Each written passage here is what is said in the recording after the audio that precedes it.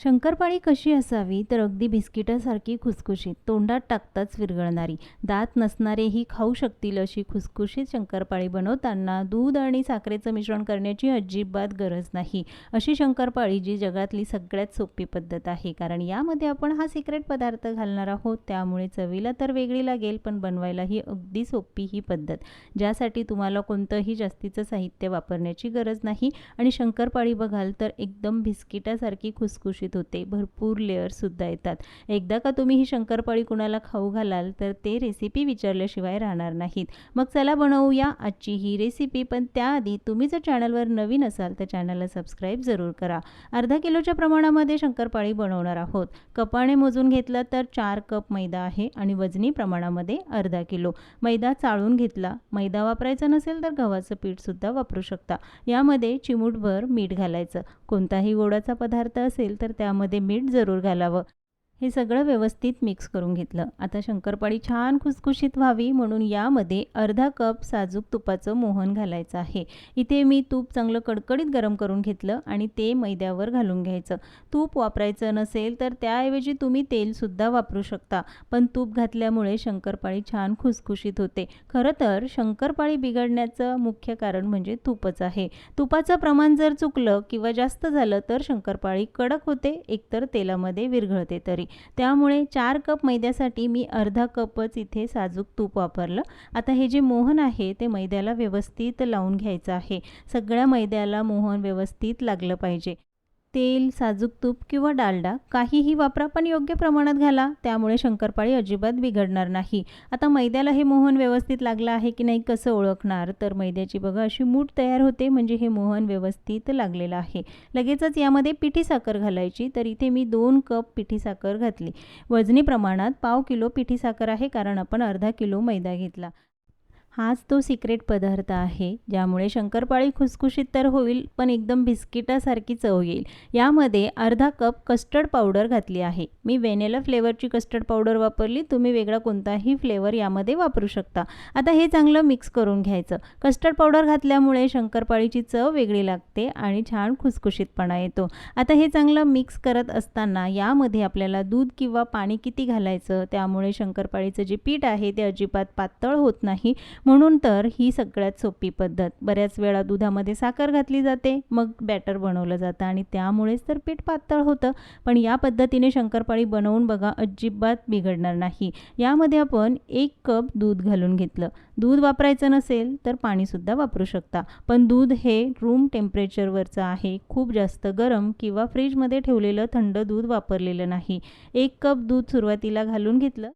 दूध घातल्यानंतर व्यवस्थित मिक्स करून घ्यायचं. जर वाटलं तरच पुन्हा यामध्ये दूध किंवा पाण्याचा वापर करा, नाहीतर 1 कप दुधामध्ये हे पीठ व्यवस्थित भिजलं जातं. कारण शंकरपाळीचं जे पीठ असतं ते थोडंसं घट्टसरच ठेवायचं, फार पातळसर करायचं नाही. मी 1 कप दूध घातलं होतं आणि त्यामध्ये हे पीठ व्यवस्थित भिजलं गेलं आहे, कारण साखर घातली आहे.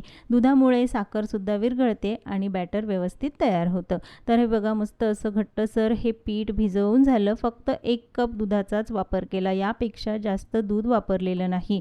पीठ हे थोडंसं सैलसर आहे, फार घट्टही नाही किंवा फार जास्त पातळ नाही. 1 कप दूध एवढ्या पिठासाठी पुरेसं आहे. कस्टर्ड पावडर घातल्यामुळे रंग तर सुरेख आला, पण चवही अप्रतिम लागते. पीठ बघाल तर इतपत सैलसर आहे. आता यावर झाकण ठेवायचं आणि 2 तास हे पीठ आपण मुरत ठेवणार आहोत. पीठ चांगलं मुरलं की ते घट्टसर होतं आणि शंकरपाळ्याही छान चविष्ट लागतात. त्यामुळेच हे पीठ मुरवून घेणं गरजेचं आहे. 2 तासानंतर बघाल तर पीठ अगदी घट्टसर झालं आणि शंकरपाळी बनवण्यासाठी असंच पीठ हवं. सैलसर जर पीठ असेल आणि त्याच्या शंकरपाळ्या जर तुम्ही बनवाल तर त्या तेलात विरघळतील, व्यवस्थित होणार नाही. हे पीठ अगदी परफेक्ट तयार झालं. आता लगेचच त्याच्या शंकरपाळ्या बनवायच्या आहेत. बरं, शंकरपाळी हा असा पदार्थ आहे, त्यासाठी कोणत्याही सणावाराची गरज नाही. जेव्हा मनात येईल तेव्हा शंकरपाळ्या बनवायच्या आणि खायच्या. पीठ मुरल्यामुळे ते छान घट्टसर होतं. आता त्याचा मोठा गोळा घ्यायचा, पण उगाचच त्याला गोलाकार देत बसायचं नाही. लगेचच लाटून घ्यायचा. त्यामुळेच तर शंकरपाळीवर भरपूर अशा लेयर्स येतात. कोणतीही वेगळी ट्रिक वापरण्याची अजिबात गरज नाही. आहे त्या पद्धतीने शंकरपाळी बनवायची. पण लाटताना थोडीशी जाडसर लाटून घेतली म्हणजे शंकरपाळी छान फुलते सुद्धा. एकदम पातळ लाटायची नाही. लगेचच याचे काप करून घ्यायचे. शंकरपाळी किती मोठी, लहान हवी त्यानुसार याचे हे काप करायचे. जर तुमच्याकडे साचा असेल तर अगदी एकसारखी शंकरपाळी तयार होते. पण नसेलच तर सुरी किंवा पिझ्झा कटरने सुद्धा बनवू शकता. एकदम साधी सोपी अशी ही शंकरपाळी बनवण्याची पद्धत. नेहमी त्याच चवीची शंकरपाळी बनवून आणि खाऊन कंटाळा आला असेल तर एकदा ही वेगळी शंकरपाळी जरूर ट्राय करा. शंकरपाळी बनवण्यासाठी कोणत्या सणावाराची वाट बघण्याची अजिबात गरज नाही. जेव्हा मनात येईल तेव्हा शंकरपाळी बनवायची आणि मस्त गरमागरम चहासोबत खायची. कारण शंकरपाळी म्हणजे जगातला सगळ्यात सोपा गोडाचा पदार्थ. सगळ्या पिठाच्या शंकरपाळ्या एकसोबतच बनवून ठेवायच्या नाही, नाहीतर त्या कडक होतात किंवा एकमेकांना चिकटतात सुद्धा. एक बॅचमध्ये बनवल्या की लगेचच तळून घ्यायच्या.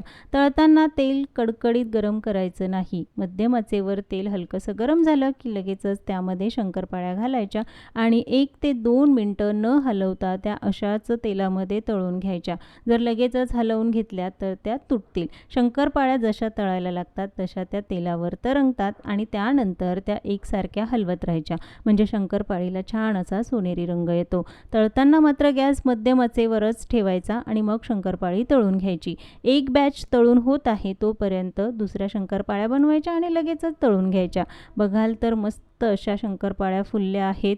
त्याला लेयर्सही भरपूर आलेले आहेत. आपण कोणतीही वेगळी ट्रिक वापरलेली नाही, पण शंकरपाळीला लेयर्स बघा किती सुंदर आल्यात.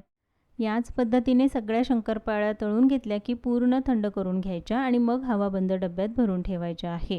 एकदम बिस्किटासारखी खुसखुशीत ही शंकरपाळी तयार होते. मुलांना विकतचे बिस्किट आणून खाऊ घालण्यापेक्षा घरीच जर तुम्ही या चवीच्या शंकरपाळ्या बनवून ठेवाल तर मुलं अगदी आवडीने खातील. गरमागरम चहा आणि त्यासोबत मस्त अशा या शंकरपाळ्या. आजची ही रेसिपी तुम्हाला कशी वाटली कमेंट्समध्ये जरूर सांगा. पुन्हा भेटूया एका नवीन रेसिपीसोबत.